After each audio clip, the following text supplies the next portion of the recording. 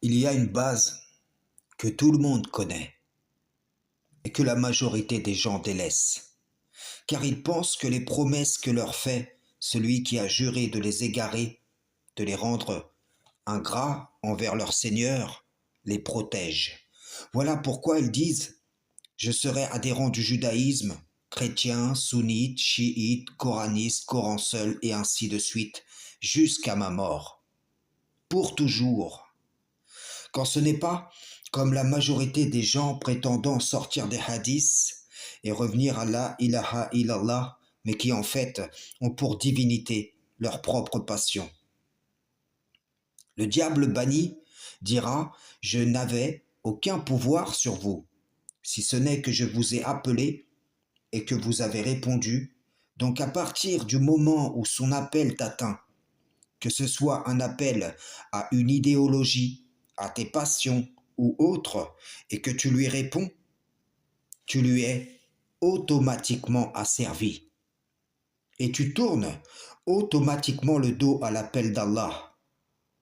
Voilà pourquoi il dira: je vous renie de m'avoir jadis associé à Allah.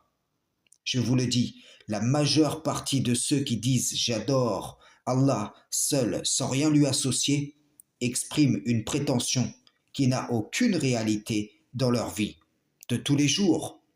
Ils associent des adversaires à leur créateur. Le diable banni les tient par ses suggestions et ils y répondent tout en essayant de recouvrir cela par une piété de paraître. C'est dur ce que je dis, mais il faut que tu le regardes en face, que tu t'éprouves en vérité. Mieux vaut aujourd'hui que tu te retrouves parmi les perdants au jour de la résurrection, qui, persuadés de s'appuyer sur quelque chose de solide, diront par Allah: nous n'étions point associateurs. Je suis l'envoyé d'Allah pour cette génération. Ceux qui me reçoivent reçoivent le Créateur.